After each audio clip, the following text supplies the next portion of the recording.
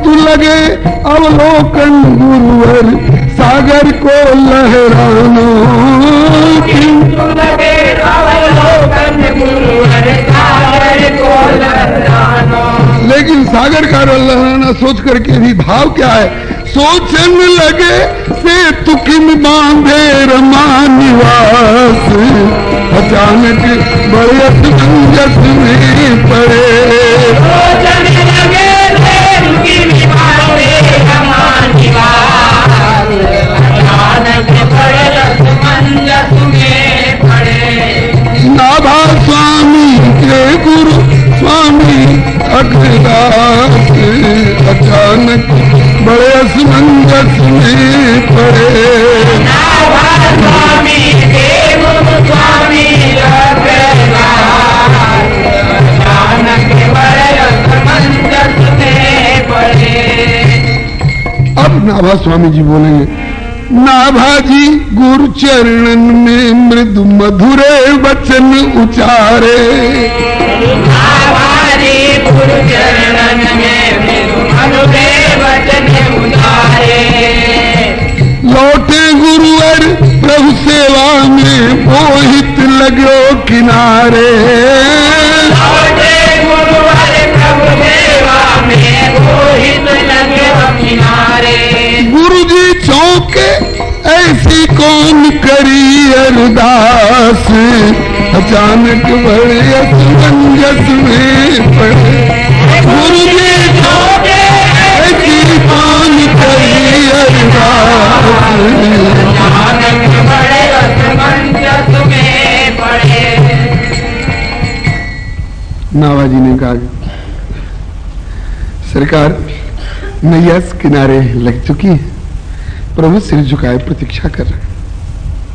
बस जैसे राघव के पास जाकर सिया जी ठिठक गई, माला नहीं पहरा रही हैं, तो चतुर सखी लख कहा बुझाई, पहरा वह जय माल सुहाई। उसी तरह की किसी सखियों में से एक श्री नाभा स्वामी जी, इन्होंने अपने अग्र सहचरी नाम के, चंद्रकला नाम की सहचरी के लिए संकेत दिया।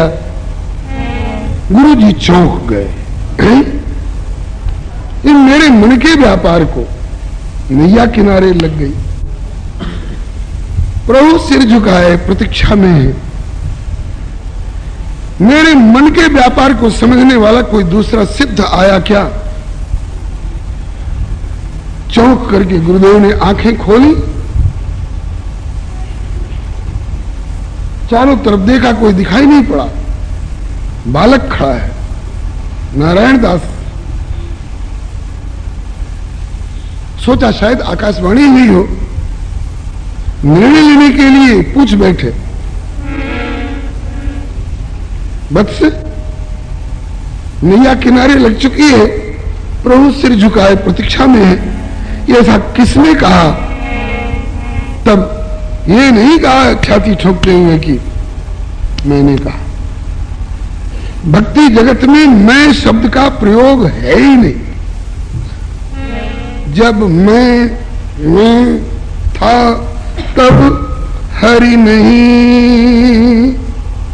जब तक हृदय में मैं की गुंजाइश है, तब तक हृदय में हरि साकार हो ही नहीं सकता। जब मैं था तब हरि नहीं, अब हरि है मैं नाही। क्योंकि प्रेम गली अति साकरी, तामे दो न समाय। मैं शब्द का प्रयोग नहीं। तो आखिर गुरु जी पूछ रहे हैं कि बात किसने कही?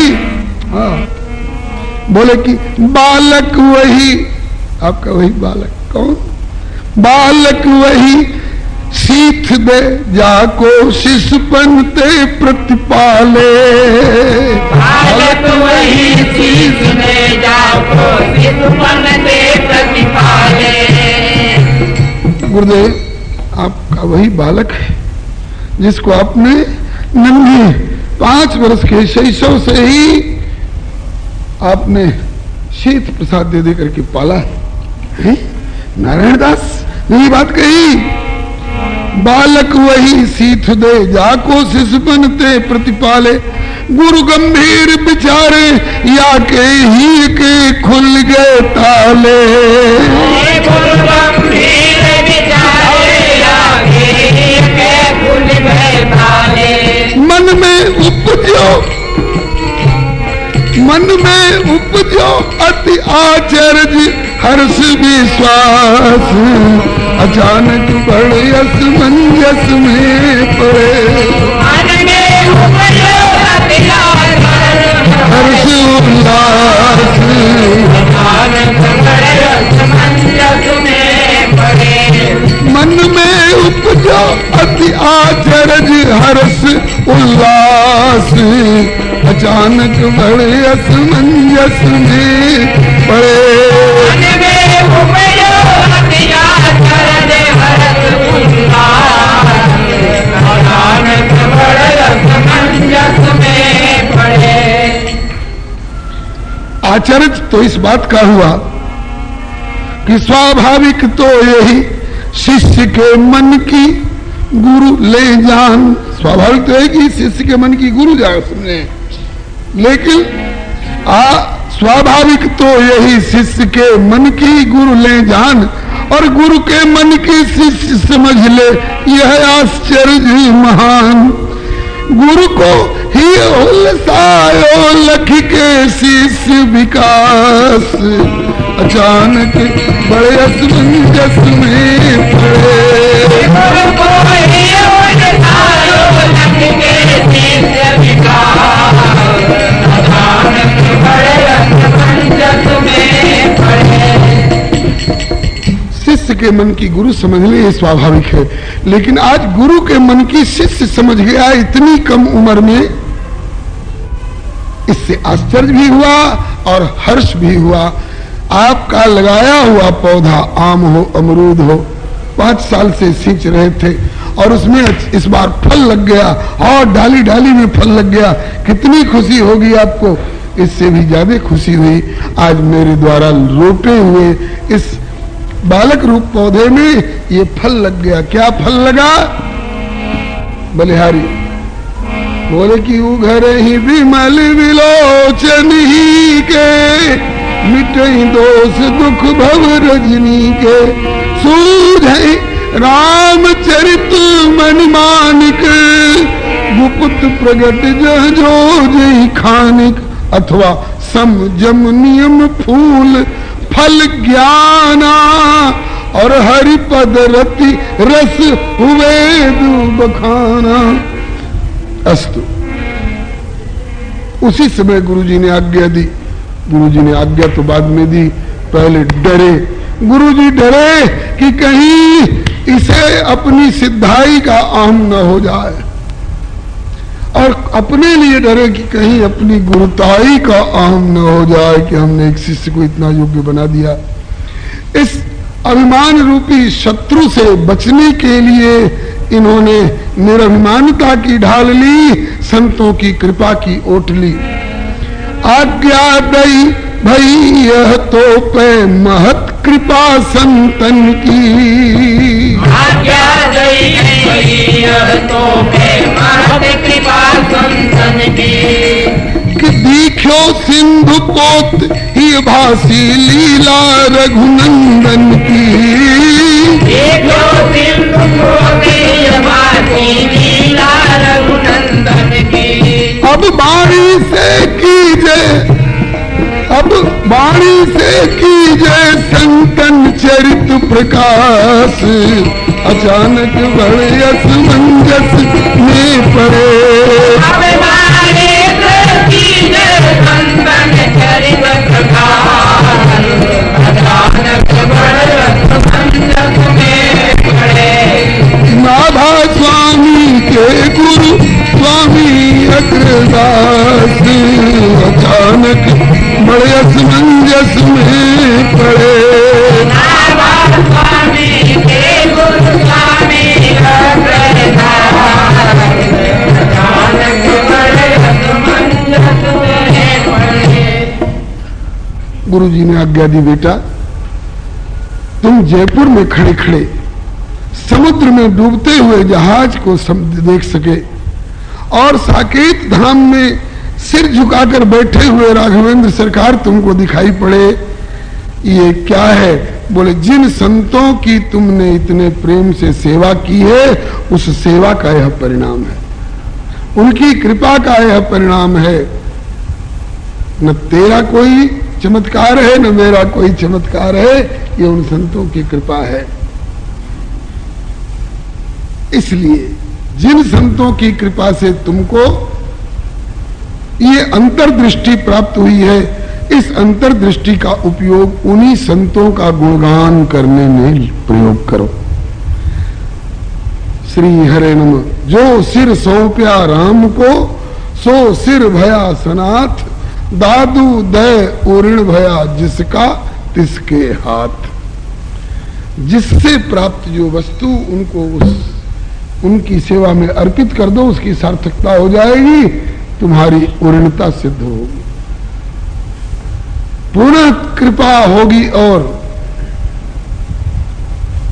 इस प्रकार से श्री नाभा जी ने, श्री स्वामी अग्रदास जी ने अपने शिष्य को आज्ञा दी, जो इस दोहे में कहा है, श्री गुरु अग्रदेव आज्ञा दई कि हरि भक्तन को यश गाओ, क्योंकि भवसागर के तरन को नाहिन और उपाओ।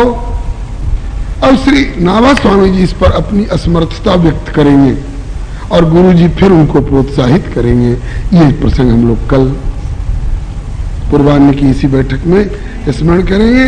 अंगे राधे श्याम, राधे श्याम जय राधे श्याम, सीताराम जय सीताराम, सीताराम जय सीताराम, राधे श्याम जय राधे श्याम, राधे श्याम जय राधे श्याम, सीताराम जय सीताराम, सीताराम जय सीताराम, राधे श्याम जय राधे श्याम, राधे श्याम जय राधे श्याम, सीताराम जय सीताराम, सीताराम जय सीताराम, राधे श्याम जय राधे श्याम, राधे श्याम जय राधे श्याम, सीताराम जय सीताराम, सीताराम जय सीताराम, राधे श्याम जय राधे श्याम, राधे श्याम जय राधे श्याम, श्री राम कृष्ण भगवान की जय। नारायण दास को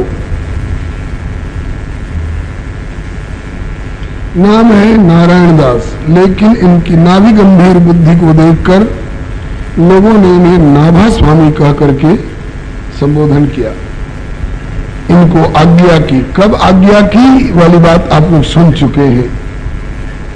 जब गुरुदेव जयपुर में बैठे मानसी सेवा कर रहे थे भगवान श्री सीतारामचंद्र जी की, शरीर से जयपुर में थे लेकिन मन से साकेत धाम में सिंहासन पर आसीन प्रभु श्री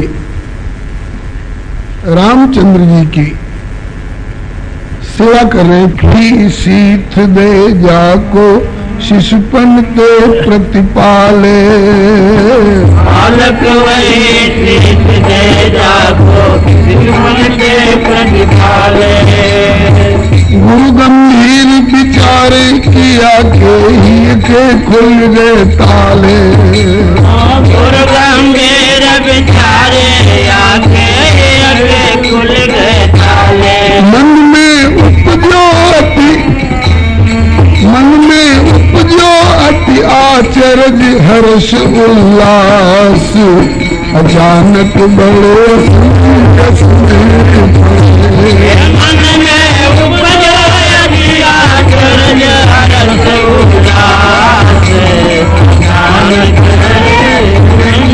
में बड़े नाभा स्वामी के गुरु स्वामी अग्रदास अचानक बड़े असमंजस में पड़े। नाभा स्वामी के गुरु स्वामी अग्रदास अचानक बड़े असमंजस में पड़े।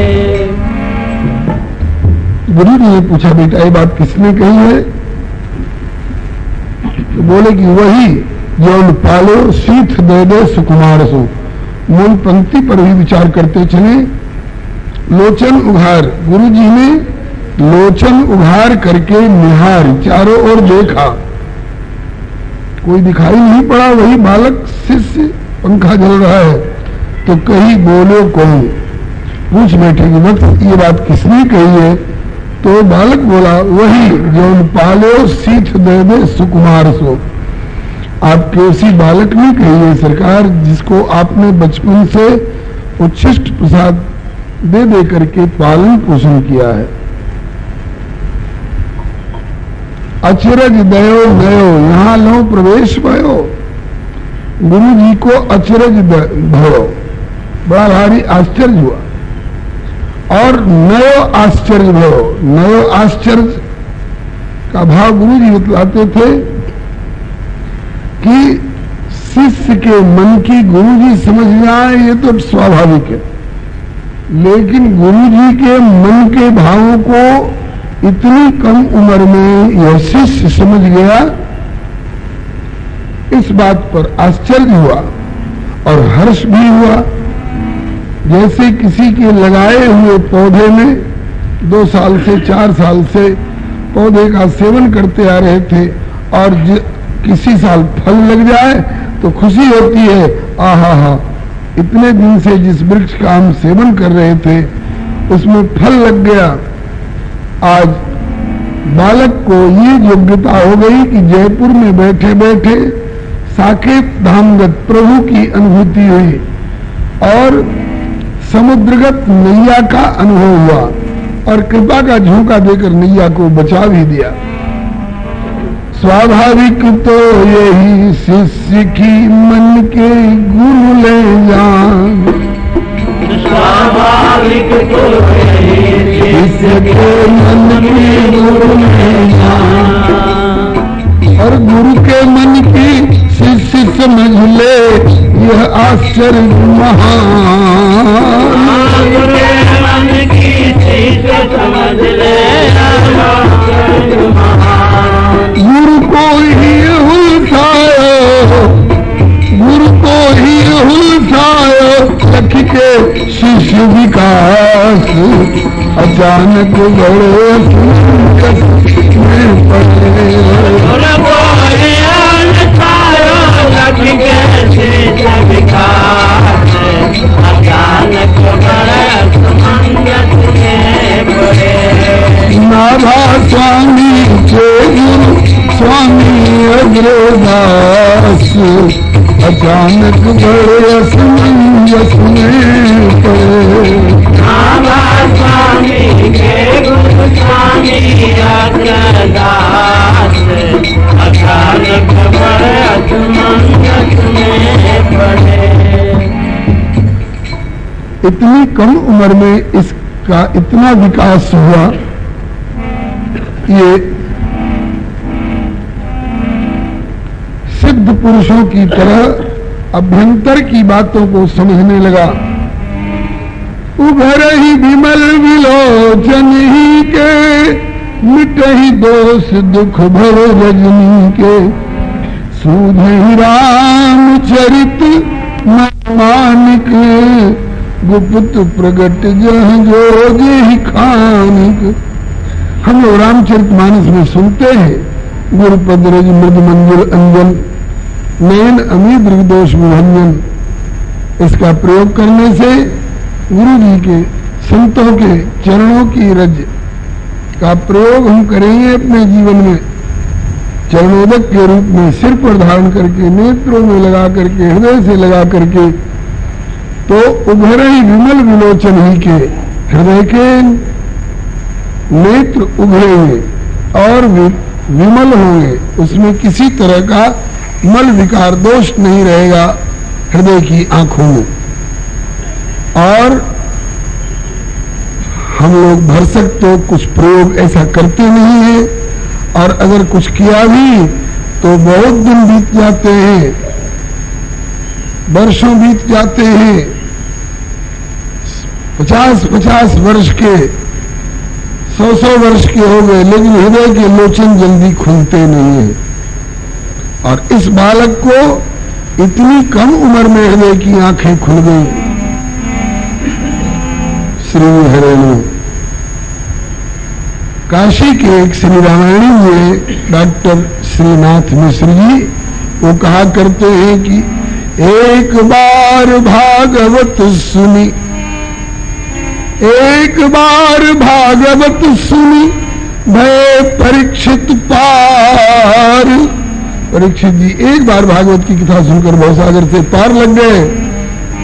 एक बार भागवत सुनी, भय परीक्षित पार, और हम यहाँ के ताही रहे, सुने सैकड़ों बार। हम लोगों के सुनने में और परीक्षित जी के सुनने में अंतर है। हम लोग सुनने का प्रयास करके एक तरफ से औषधि भी ले रहे हैं और दूसरी तरफ से क्रियात्मक, वाचिक, भावनात्मक कुपथ्य भी, कुसंयम भी होता रहता है। जैसे हम एक तरफ से साबुन और पानी भी लगाते जाए कपड़ा साफ करने के लिए, और दूसरी तरफ से कोयला और तेल भी इसमें लपेटते जाए तो कपड़ा साफ कैसे हो जाएगा। लेकिन बालक ने बड़ी सावधानी रखते हुए और संतों की, गुरु जी की सेवा की है, इसका बड़ा जल्दी फल प्राप्त हो गया इसके जीवन में। वो घरे विमल विलोचन ही के, मिटे दोष दुख बहुरजनी के, इसका क्रियात्मक और प्रभावात्मक स्वरूप दिखाई पड़ रहा है। बालक बड़ा योगी हुआ, बड़ी खुशी हुई गुरु जी को। और आज्ञा तब दई, गुरु जी को डर हुआ। पहला तो डर अपने लिए हुआ कि कहीं हमको अपनी गुरुताई का अभिमान न हो जाए, कहीं हमको अपनी गुरुताई का अभिमान न हो जाए कि हम ऐसे सद्गुरु कि हमने एक शिष्य को इतना योग्य बना दिया। होता है बहुत लोगों को। श्री हरिओम। इस पर एक घटी घटना सुनने को मिली है। एक गुरु जी ने किसी श्रद्धावान शिष्य को दीक्षा दी और वो इतना श्रद्धावान था कि गुरु जी के चरणों के प्रति, चरणोदक के प्रति उसकी बड़ी आस्था हो गई, बड़ी निष्ठा हो गई। और स्वयं कोई समस्या आती तो चरण धो करके पी लेता। घर के कोई दुखी होते, बीमार होते तो गुरु जी का चरण धोकर पिला दो, ठीक हो जाता। धीरे धीरे वो सिद्ध हो गया, जो चाहे जो कह दे वो पूरा हो जाता। तो इससे गुरु जी को खुद अभिमान हो गया कि मेरे चरणोदक में इतनी ताकत है कि जिसको पिला दिया जाए वो ठीक हो जाता है और सिद्ध हो जाता है। एक बार खबर मिली कि फलाने राजा का बेटा बीमार है, किसी भी उपाय से ठीक नहीं हो रहा है। तो गुरु जी को तब तक अभिमान हो गया था। गुरु जी पहुंच गए राजा के पास। अरे राज, अभी ठीक होता है तुम्हारा बेटा, मेरे चरणोदक में इतनी ताकत है, मेरा चरण धोकर पिलाओ इसको। बस चरण धोकर के पिलाया गया। भगवान को तो अभिमान तोड़ना था, इसलिए और उपाय से बालक थोड़ा थोड़ा सुधर भी रहा था, लेकिन इनका चरणोदक पिलाते ही उल्टा सांस लेने लगा कि बस अब 2 मिनट में गया। राजा ने कहा कि इस अभिमानी को फांसी पर चढ़ा दो। बड़ा अपना चरणोदक देकर के ठीक करने आया था। ये ठीक क्या करेगा? ये तो मेरे बेटे को लगता है कि अभी वैसे बेटा अगर 2 दिन के बाद मरता तो 2 मिनट में ही मर जाएगा। इसको फांसी पर चढ़ा दो। फांसी की सजा हो गई, सुना दी गई कि आपको फांसी पर चढ़ना है। जिसको फांसी पर चढ़ना होता है उससे पूछा जाता है तुम्हारी अंतिम कोई इच्छा हो तो बताओ, उसकी पूर्ति की जाए। गुरु जी से पूछा गया कि आपकी कोई अंतिम इच्छा हो, फांसी पर तो चढ़ना ही है, अंतिम इच्छा कोई हो तो बताइए, उसकी पूर्ति की जाए। तब गुरु जी बोले कि हमको हमारे फलाने चेला से मिला दीजिए, वही वो चरणोदक ले लेकर के औरों को भी ठीक करता था और अपने भी सिद्ध हो गया था। उसको बुलवाया गया, देखा कि गुरु जी को फांसी पर चढ़ाने की तैयारी हुई है। वो कहा गुरु जी ये क्या बात है? अरे बात क्या है, तुमने चरणोदक को इतना प्रख्यात कर दिया कि हमारे गुरु जी कोई आया बीमार, बोले बस हमारे गुरु जी का चरण धोकर पिला दो और ठीक हो गया। तो हमको इस बात का अभिमान हो गया था, इसलिए हम आए और राजा के इकलौते राजकुमार को अपना चरण धोकर पिलाया, इसी आशा में कि मेरे चरणोदक में इतनी ताकत है तो वो ठीक हो जाएगा। ठीक क्या होगा? वो मरने की हालत में आ गया, इसलिए राजा ने मुझे फांसी की सजा सुनाई है। अब मैंने सोचा कि अंतिम बार तुमसे मिलने, तुम मेरे सिद्ध शिष्य हो। तो शिष्य ने कहा कि वाह, ऐसा कैसे होगा कि हमारे गुरु जी के चरणोदक का उल्टा परिणाम होगा? अभी ठीक करता हूं। बस उसने अपने हाथ से गुरु जी के चरण धोए, ले जाकर राजकुमार को पिलाया तो एकदम ठीक हो गया, उठ बैठ गया, चलने फिरने लगा। अब बताइए तो ये गुरु जी की शक्ति काम कर रही थी कि इस चेला की निष्ठा काम कर रही थी? बहुत बारीक बात है, सबके लिए समझना मुश्किल है। गुरुजी ने समझ लिया सीधे सीधे कि मेरे चरणोदक की महिमा, मेरी महिमा काम कर रही है, और वहां शिष्य की निष्ठा काम कर रही थी। वो स्वामी जी ने इस संबंध में एक प्रश्न किया है, बोले कि ते ही समाज की वो कठिन प्रण, यही तोलो कैलाश, या मैं स्वामी की महिमा कहूं कि सेवक को विश्वास। अंगद जी ने लंका में रावण की सभा में पांव रोप दिया, बड़ा बरियार बनता है। मैंने अपना पांव रोप दिया तेरी सभा में, मैंने कैलाश उठाया है, कैलाश उठाया। कैलाश जाने कब उठाया होगा, अब मेरा पांव उठा दे तो मैं सीता को हार करके लौट जाऊंगा। कितनी बड़ी बात कह गए अंगद जी। कहा? वो रावण के सामने जो कैलाश पर्वत उठा चुका था, इतना विशाल पर्वत नहीं उठा सकता था, वो बंदर का चरण नहीं उठा सकता था, उठा के फेंक देता जटा की तरह। लेकिन नहीं, अंगद ने प्रतिज्ञा भी कर दी और रावण को जिन जिन योद्धाओं पर गुमान था वो सब मेघनाद समकोट सत योद्धा रहे उठाए। भूल निछाणत कपचर देखत रिप मद भाग, कोट विघ्नते संत कर मन जिन नीत न त्याग।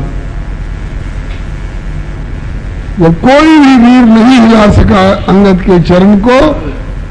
तब अंगद जी ने ललकारा, अरे तेरे वीरों की तो पोल खुल गई जिन पर तुमको इतना नाज था, आजा तू ही अपनी ताकत अजमा ले, बड़ा कैलाश उठाने वाला बना है।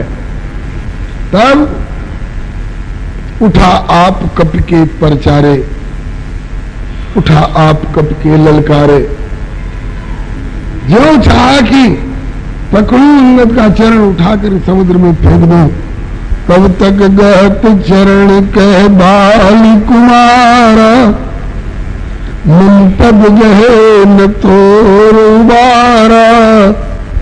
गसिन राम चरण सठ जाई। अंगद जी ने अवसर जान करके उसको धिक्कारा। श्री हरे नमः, नीचे वाले दरवाजे से पीछे से आ जाइए, एक आदमी को वहां रहना चाहिए जो बता दिया करे। श्री हरे नमः। अब इधर का मार्ग बंद हो गया है, उधर का कोई रास्ता दिखाने के लिए, हाँ उधर ही से आ जाइए, इधर से, हाँ बोलिए भक्तवत्सल भगवान की जय।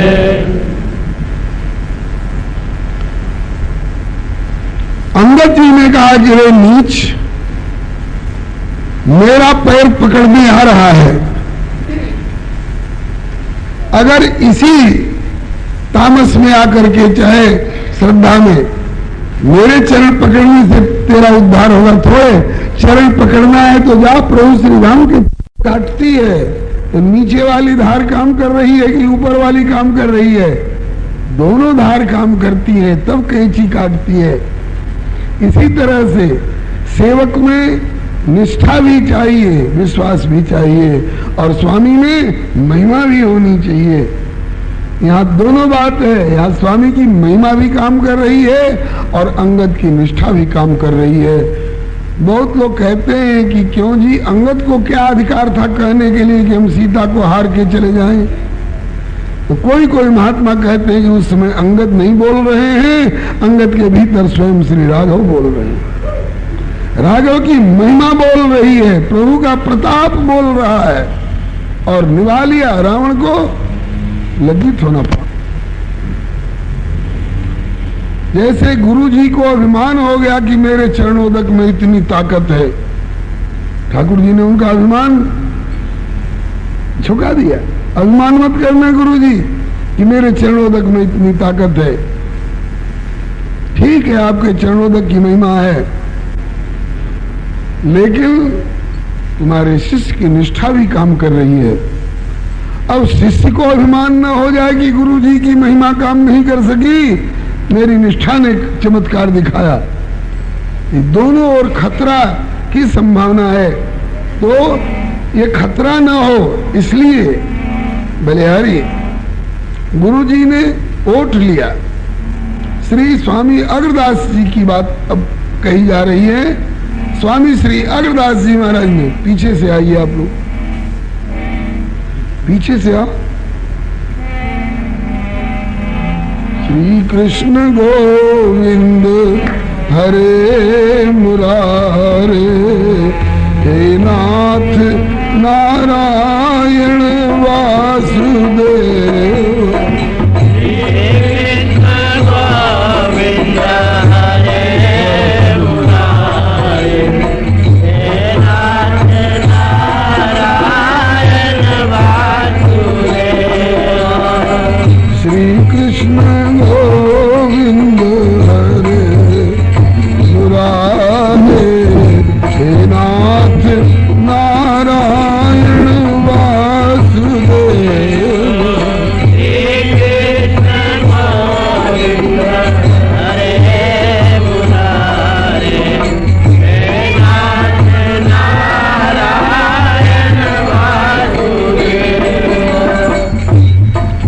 श्री भक्ति भक्त भगवान की जय। हमारी समस्या तो तीनों दरवाजे पर थोड़ा थोड़ा रास्ता छोड़ करके बैठना चाहिए।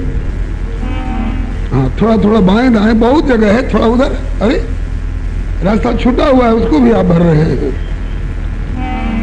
बस वहां भी थोड़ा सा रास्ता बना के रखिए। श्री स्वामी अग्रदास जी ने कि कहीं मुझे अपनी गुरुताई का अभिमान न हो जाए। अभिमान अच्छी चीज नहीं है। डरते रहो या जिंदगी बेकार न हो जाए, सपने में किसी जीव का अपकार न हो जाए। पाया है तने अमूल्य सदाचार के लिए, विषयों में फंस के देखो दुराचार न हो जाए। पालन करो निज धर्म का, निज धर्म हरि भजन, निज धर्म हरि भजन। पर देखो भजन करके अहंकार न हो जाए।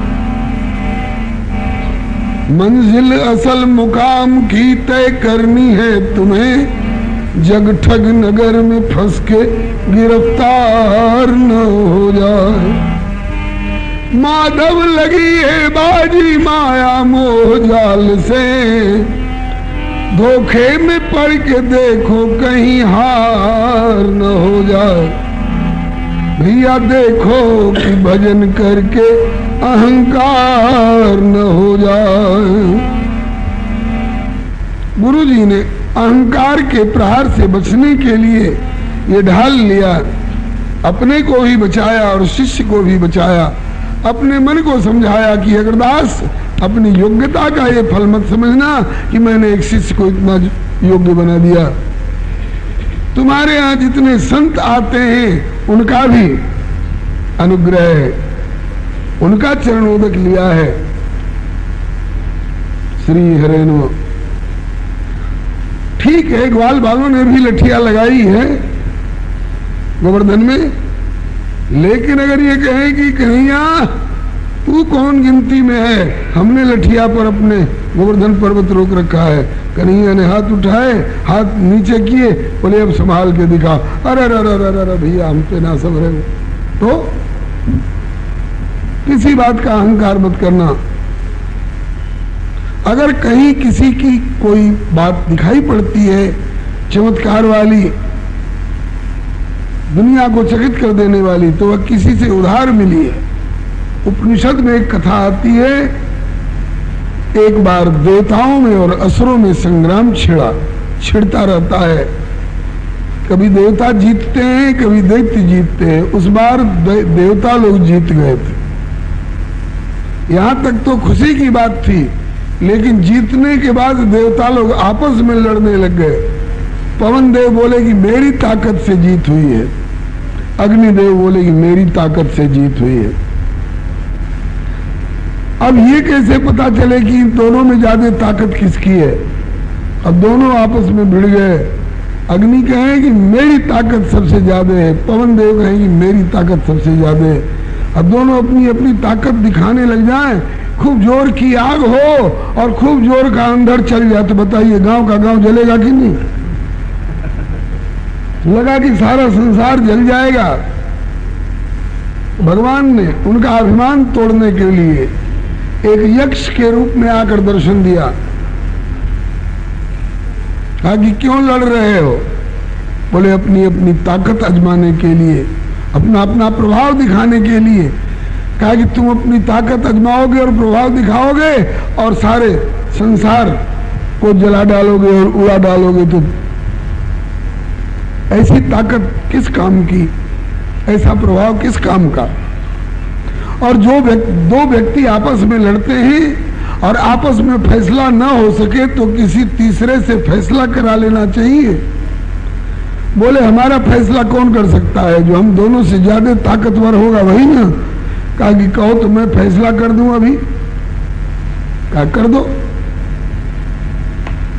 तो भगवान ने छद्मवेश में बताया कि न तुम्हारी ताकत है न तुम्हारी ताकत है। अनकर आटा अनकर घी यज्ञ के कर तो बाबा जी किसी से उधार ले करके, और तुम लोग अपनी अपनी ताकत दिखा रहे हो ना। अच्छा तुम में क्या ताकत है? तो पवन देव बोले कि मैं 2 मिनट में बड़े बड़े पहाड़ को उड़ा सकता हूं। अग्निदेव से पूछा कि तुम क्या कर सकते हो? कहा कि मैं 2 मिनट में चाहूं तो संसार को राख कर दूं। भगवान ने कहा कि यही ना तुम्हारी ताकत है, तुम अपनी ताकत समझते हो, और मैं कह रहा हूं कि हे पवन तुम में उड़ाने की ताकत अथवा अग्नि में जलाने की ताकत ये किसी से उधार मिली है। अच्छा आप लोग ये बताइए, ये पंखा क्या क्या कर रहे हैं? हवा दे रहे हैं ना, ये बल्ब प्रकाश दे रहे हैं ना।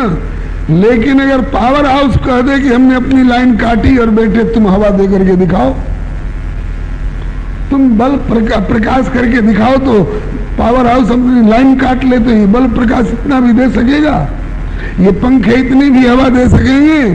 तो हम सारे संसार के पावर हाउस तो भगवान हैं। अगर वो अपनी लाइन काट लें तो किसी की मजाल नहीं जो कुछ भी कर सके। भगवान से लाइन पा करके, भगवान से शक्ति पा करके, और तुम दुनिया को सताने चले हो। हम उड़ा सकते हैं, हम जला सकते हैं।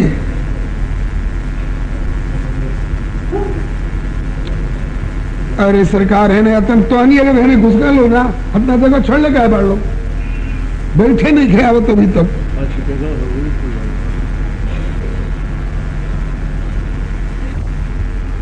अपने मन से सोचना चाहिए।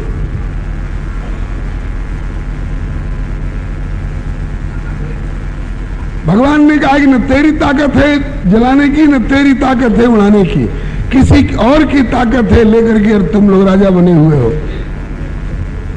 कहा कि तो तुमने और भी गड़बड़ फैसला कर दिया, हम में से कोई किसी की ताकत नहीं है, साबित कर सकते हो? कहा कि अभी साबित करता हूं।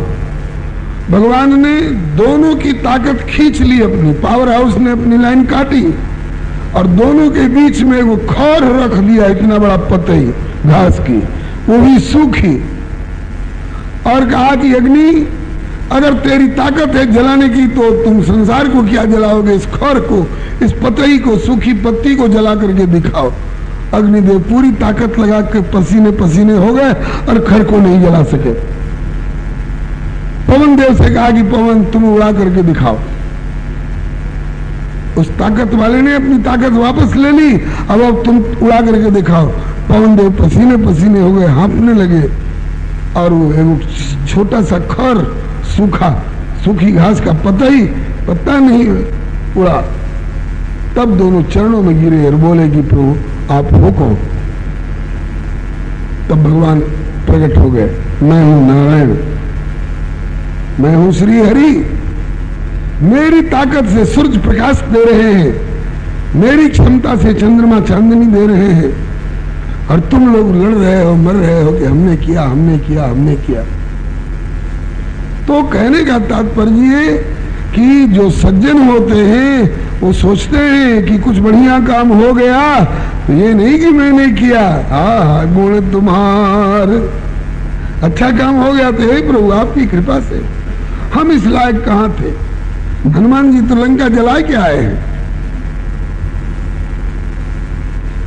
अक्षय कुमार जैसे राक्षसों को संहार करके आए हैं, अशोक वाटिका को उजाड़ करके आए हैं, अशोक योजन माने 400 कोस का समुद्र लांग करके आए हैं। लेकिन प्रभु ने पूछा कि सब कैसे किए? हनुमान जी ये नहीं बोले कि सरकार मेरी ताकत थी, नहीं, बोले कि सो सब तब प्रताप रघुराई, प्रभु आपका प्रताप था, कुछ करा लिया। ऐसे ही आज गुरु जी ये ढाल ले रहे हैं, अहंकार हमारे ऊपर प्रहार न कर दे, अहंकार इस मासूम बच्चे पर प्रहार न कर दे।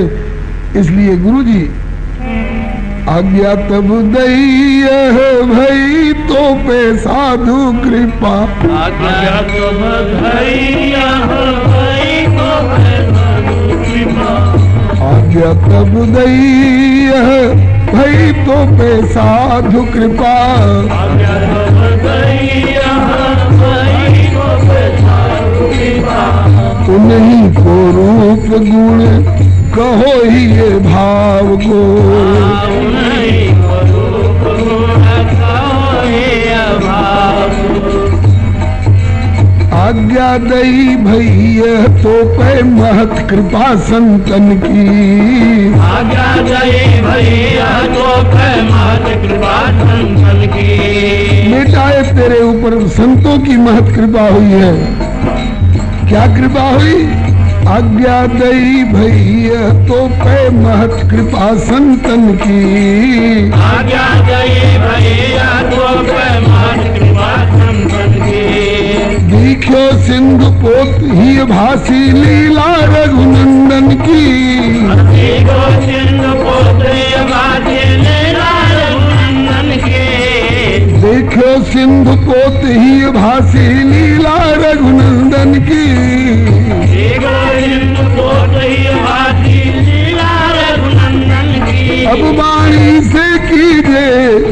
अब वाणी से कीजे संतन चरित प्रकाश, अचानक बड़े असमंजस में पड़े।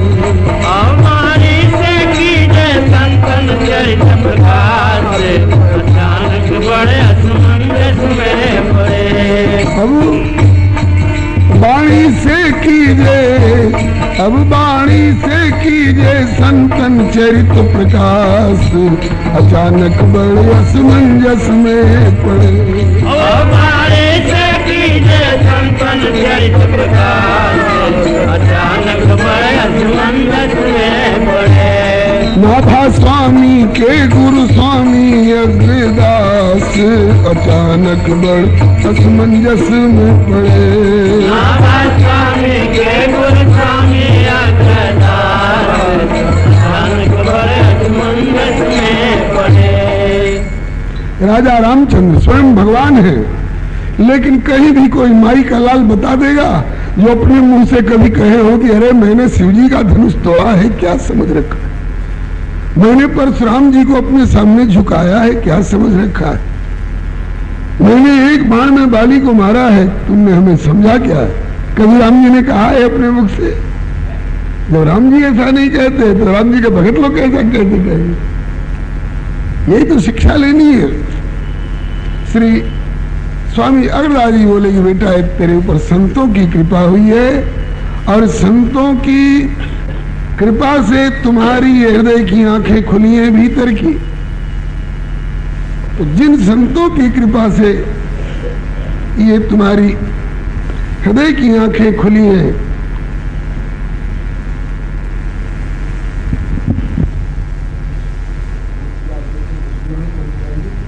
संतों की कृपा से तुम्हें ये दृष्टि प्राप्त हुई है बेटा, इसलिए संतों की सेवा में ही इस अंतर्दृष्टि का उपयोग करो। कैसे? बोले कि संतों का चरित्र स्मरण करो और जैसा हृदय में भासे उसको कलम से तुम लिखो, ताकि आगे वाले लोगों को तो पता तो चले कि मीराबाई कौन थी, कहाँ हुई थी, उनके भाव कैसे थे, उनकी क्रियाएं कैसी थी, श्री तुलसीदास जी कहाँ प्रकट हुए थे, उनकी भावनाएं कैसी थी, उनकी क्रियाएं कैसी हुई, उनकी परिस्थिति कैसी आई, उस समय वो कैसे बरते, आगे वाले समझ सके, इसलिए तुम भक्तों का चरित्र लिखो। ये आज्ञा दी गुरु जी ने। ये नहीं कि तुमको कविता कर, तुमको ऐसी दिव्य दृष्टि प्राप्त हो गई तो जासूसी उपन्यास लिख लिख करके बेचो और खूब पैसा कमाओ। ये विद्या इसके लिए नहीं होती है। अपना भी कल्याण, औरों का भी कल्याण, ऐसी वस्तु लिखो। संतों के आज्ञा तब दई है वही तो पे साधु कृपा, इसलिए उन्हीं को रूप गुण कहो ही भाव को।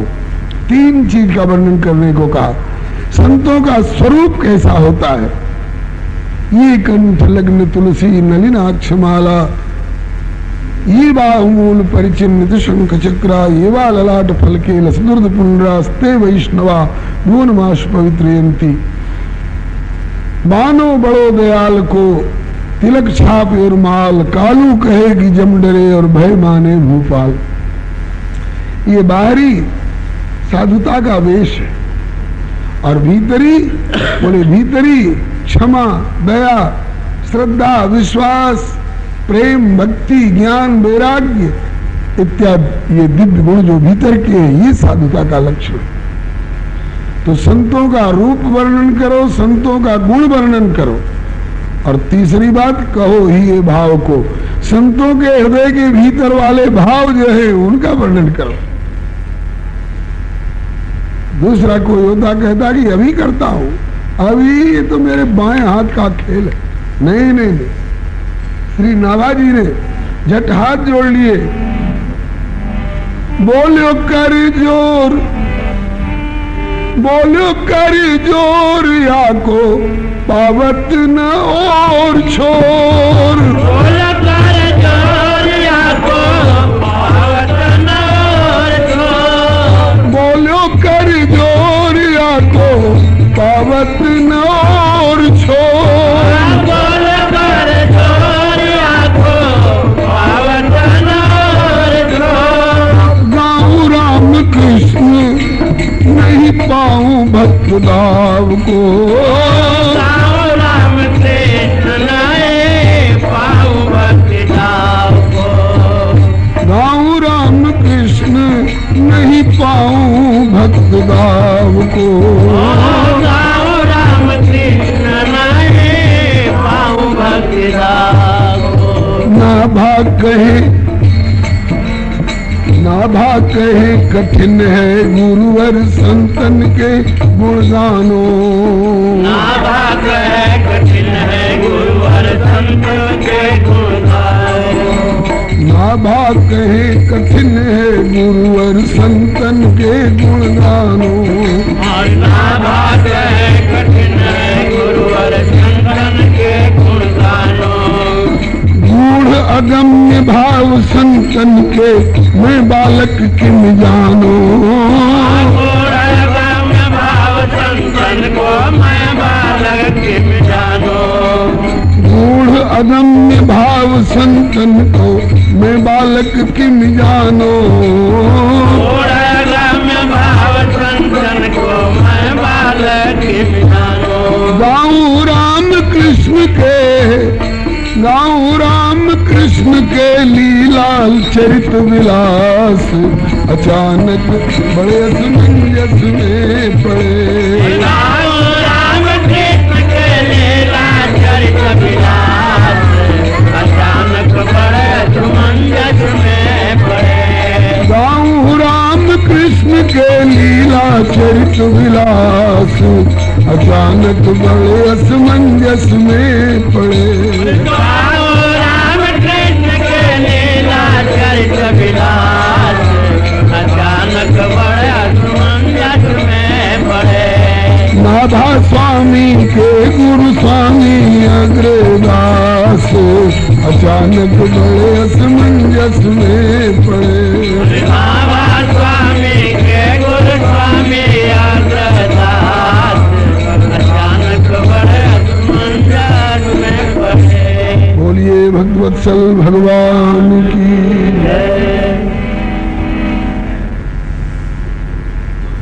रवि।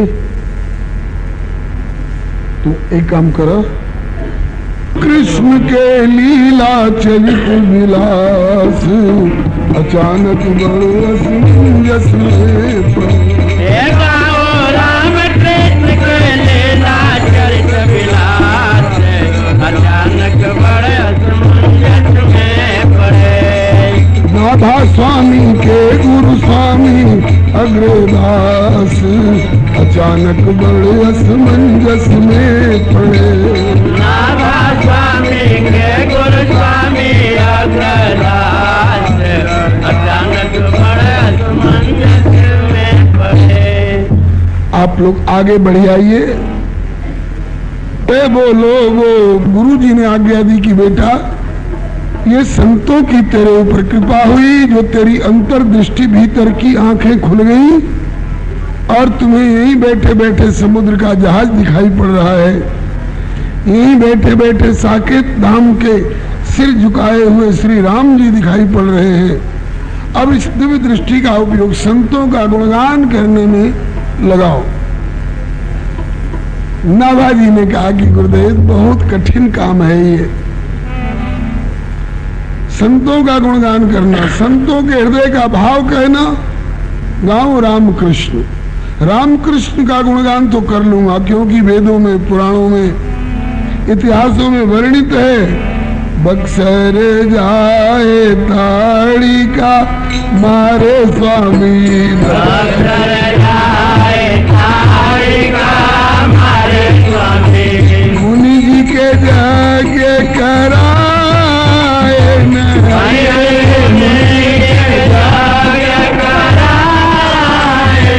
श्रीमन नारायण नारायण नारायण।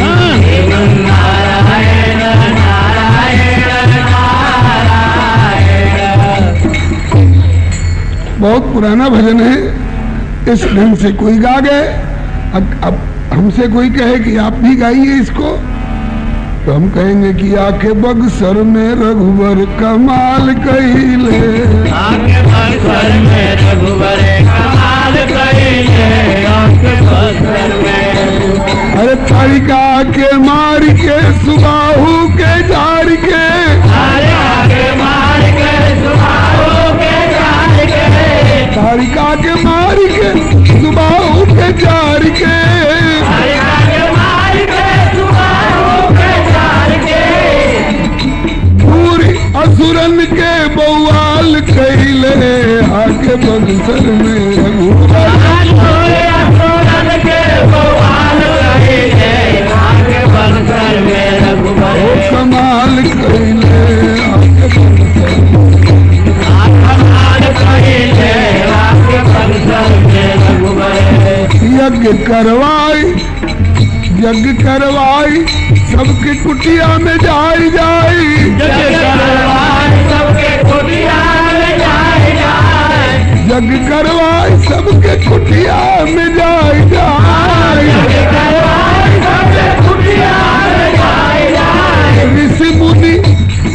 ऋषि मुनि सबके निहाल कइले आगे बंसर में। ऋषि मुनि सबके निहाल कइले आगे बंसर में रघुवर। कमाल कइले आके बंसर में रघुवर। कमाल कइले आके बंसर में रघुवर।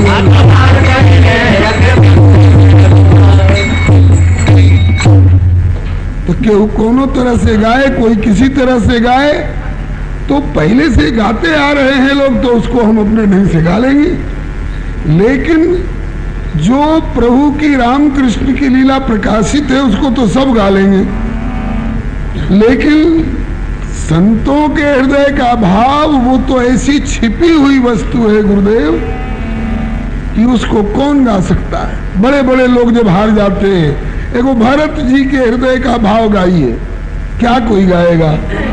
अगम स्नेह भरत रघुवर को, अगम स्नेह भरत रघुवर को, अगम स्नेह भरत रघुवर को, अगम स्नेह भरत रघुवर को, जहन जाई मन विधि हरिहर को, जहन जाई मन विधि हरिहर को, जहन जाई मन विधि हरिहर को, जहन जाई मन विधि हरिहर को। अगम स्नेह भरत रघुवर को। भरत जी और राम जी के हृदय का जो परस्पर का स्नेह है, भाव है, वो तो अगम है। किसके लिए? बोले विधि हरिहर को। ब्रह्मा जी के लिए भी भरत जी के हृदय का भाव अगम है। जब ब्रह्मा जी का मन भी वहां नहीं पहुंच पाता है, विधि हरि विष्णु भगवान का भी मन वहां तक नहीं पहुंच पाता है, हर भगवान शंकर भी नहीं समझ पाते हैं भरत जी के भाव को, तो मैं साधारण बालक कैसे समझ पाऊंगा? अरे महाराज, ऐसे ऐसे भगत हुए हैं। लिखा है, एक अंतर्निष्ठ नरपाल एक परम धर्म नाहिन दूजी। एक राजा थे, अंतर्निष्ठ थे, माने भीतर भीतर भगवान में निष्ठा खूब रखते थे, लेकिन परम धर्म नाहिन दूजी। वो ध्वजा नहीं फहराते थे चारों ओर की, हम इतने बड़े भगत हैं, हम इतने बड़े भगत हैं। माने बस्ती के लोग क्या जान सकेंगे? उनके साथ एक कमरे में रहने वाली, एक पलंग पर सोने वाली उनकी रानी नहीं समझ सकी ये इतने बड़े भगत हैं। हाँ, रानी नहीं समझ सकी जो मेरे पति इतने बड़े भगत हैं। रोती थी भगवान के सामने, हे भगवान सब सुख दिहली, बाकी रही एगो बड़का दुख दिले बनी, पति ऐसा नास्तिक मिलल जे को बेर अपना मुहवा से राम राम नहीं खे कहलो पर, उस कहलो पर जैसे गरियार बैल के कतनो लबदा मारा, कतनो पैना से खोदा, चल ही के ना चाहे। ऐसे ही हमार पति ये राजा हो गए बनन तो भगवानों से बड़ हो गए बनन। कभी एको बेर राम श्याम कुछ बोलते नहीं खन। ए रहो तनी बोली ना हरे राम तो बोलबे ना कर। रानी मनौती मनौली, हे भगवान, हे सत्यनारायण भगवान, अरे धोखा हूं मैं, धोखा से भी कहो इनका मुंहवा से एक बार कुछ निकल जाए और नहीं हमारे कनवा में पड़े तो हमारा और कथा कहवाए। मनौती भगवान की लीला। यद्यपि स्थिति ऐसी थी, वो राजा भीतर भीतर एक क्षण के लिए भगवान को भूलता नहीं था, अंतर्निष्ठ, लेकिन ऊपर से ऐसा अपने को बना के रखते थे कि कोई समझ नहीं पाता था कि इतने बड़े भक्त हैं। रानी ने मनौती मनाई कि एक बार भी तुलसी जाके मुखन से धोखे हु निकसे राम, ताके पग की पान ही मेरे तन को चाम। लिखा है कि निद्रावश सो भूप बदन ते नाम उचार्यो। निद्रावश से भूप बदन ते नाम उचार्यो। निद्रावश सो भूप बदन ते नाम उचार्यो।